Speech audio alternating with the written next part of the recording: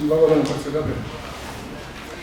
Почивни съветници, кои што се со континуитет од претходен состав знаат дека согласно законот за јавните предпријатија, јавното комунално предпријатие на секои 3 месеца должно да дава финансов извештај, на крајот на годината да дава извештај за работењето, значи овде се работи само за финансов извештај, јас колку што можам ќе се потрудам да го образложам. Во кратки црти извештајот го имате доставено, добиено. Затоа ќе поведам првиот дел кој се однесува на вкупниот број на вработени.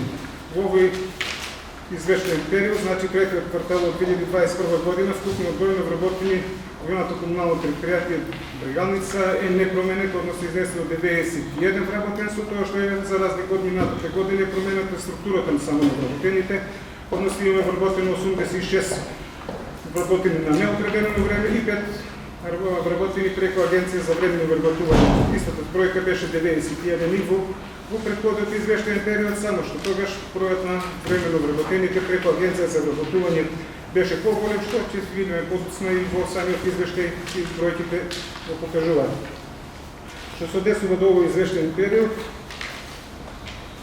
за разлика од минатата година, на наша задоволство имаме позитивни финансиски резултати, значи полека состојбата во јавното комунално предпријатие се подобрува за разлика од претходната година кога имавме намалени приходи пред се од потрошувачката, намалената потрошувачка на вода за пиење и како и затварањето, временното затварање на градскиот пазар, полигонот што не работеше. Така да оваа година полека состојбата се стабилизира, не е на нивото од 2019 година, пошто знаеме дека дел од фирмите работат или се ограничени капацитети, или се намалени капацитети, некои дали затворени. Детските градинки и училиштата исто така работееше со ограничен капацитет, така да сите тие се поголеми потрошувачи на корисници на нашите услуги, на вода за пиење, одведување на отпадните води и затоа и приходите во споредба со 2019 година се малку понамалени. Но сепак, значи, во 2019 година посвенуваме 2 милиона и 900 000 позитивен финански резултат. Прошлата 2020 имахме минус 367 000 сега. Овој квартал го завршуваме со 766 998 денари позитивен финансиски резултат. Како што кажав и во првиот извештаен период, првиот квартал кога имахме негативен финансиски резултат, пошто најголемите трошоци во јавното комунално предпријатие се во првиот квартал. Така полека состојбата се стабилизира и сега сме во добра состојба и се надеваме дека последниот завршен извештај за 2021 година ќе биде уште подобар. Од приходната страна може да забележите дека имаме зголемување на приходите кај од водата за пиење кај физичките лица и правните лица, приходите од канализација од физички и правни лица, приходите од фактуриран смет.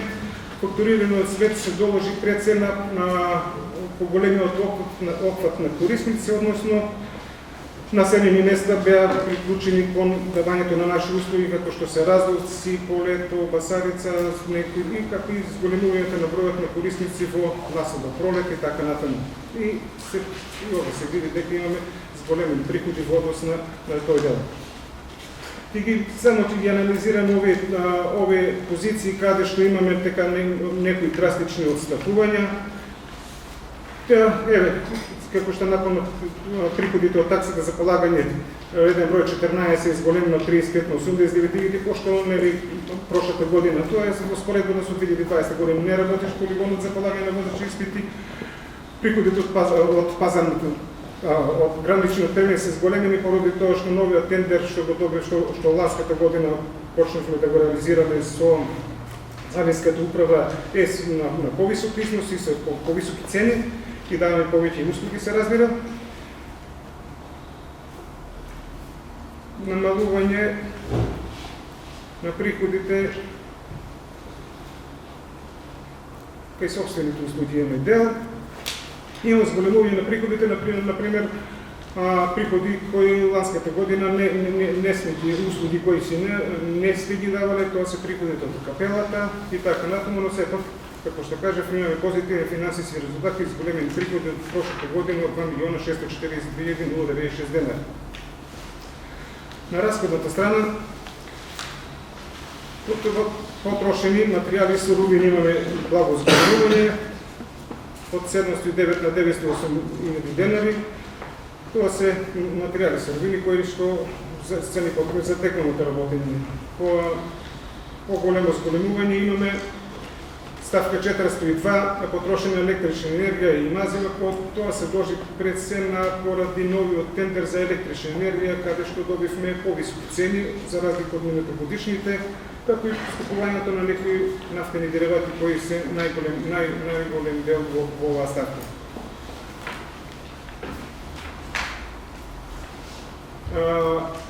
Во останати услуги, ставка 419, може да видите дека од 3062 денари намалена на расходната страна на 3490 денари, 2.490.895 денари. Тоа се дължи на ова што го реков преска, овде нова ставка има повеќе во синтетиката, ако ви интересира, потоа можете да ја прочитам. Тука се времените вработување преку Агенцијата за времени нотарските адвокатските услуги, преносот на електричната енергија на ЕВН и повеќе други трошоци, ама најголем дел ова намалување на расходната страна се дължи за тоа што вработените што беа преку Агенцијата за вработување добија заснова работен однос на неопределено време и затоа на ставката 420 имаме зголемување од 20.054.000 на 20.635.000. Таа намалување имаме горе-доле, зголемување поради тоа што истиот број на вработени сега плата зима преку друга ставка. Најголемо отстапување тука што може да видите во 469. Тоа се останати расходи од работењето. Овие расходи, како што знаете, јавното комунално предпријатие имаше обврска кон управата за јавни приходи од 7.500.000 денари, кои потоа со разни камати, данок на добивка на камати, до пресметени камати, достигна некој износ од 8,5 милиона и кога во месец јули исплативме сите долгови од управата за јавни приходи, еве ова карпицата на контото викам, стари решенија од УЈП ме задолжија со некои стари решенија од УЈП 180.280 денара, 170.871 дена и ги доплативме овие решенија и се мисля како трошок во ова година кој не е предвиден. Ова карпица е карпица од 1990 до започна со 15.11.21 година. Ние на претходниот совет ги информирав советниците овде дека го исплативме за одгод во целост, во 7 месец не стигна и ова за доплата, го плативме ова и сега вече мислам дека немаме никакви обрски по НУИП и е тргната, мисля и хипотеката е тргната. Во расходниот дел, после ако ви интересира, може повеќе од синтетиката, колку што можем да ви обяснам, ќе го обяснам. Амортизацијата. Процентот на наплата, како што кажав и на претходниот извештаен период, се во границите на очекувањето. Овие се границите, како што кажав, мало благо намалување имаме само кај правните лица, малку намалување. Поради нивната финансиска состојба, околу 2% намалување во споредба со претходните 2 години, додека кај физичките лица процентот на наплата си е овој 79-80 просечно. Просек за извештајниот период, значи прошлата година бил 80%, 19%, 80%, сега е 79%, тоа е во нормално, мисля, во границите на претходните години. Зголемување на наплатата имаме на градскиот пазар, од ланските 78%, на сега на 80%, полека се стабилизира и работењето на градскиот пазар, лани пошто кога 3-4 месеци на работи пазарот, малку се изгуби и редовноста на плаќањето на нашите корисници. Тоа би било од моја страна. Благодарим на председателот. Отварам расправа по точката број 5. Дали некој бара да? Нагласен. Кој е за предлог заклучок за усвојување на 9-месечниот извештај за финансиското работење на јавното комунално предпријатие Драгалница за период од 1.1.2021 до 30.9.2021 година?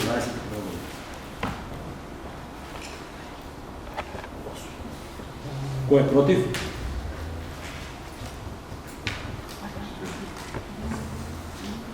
Кој е воздржан? 8-7. Констатирам дека предлогот е усвоен со 8 гласа за и 7 против.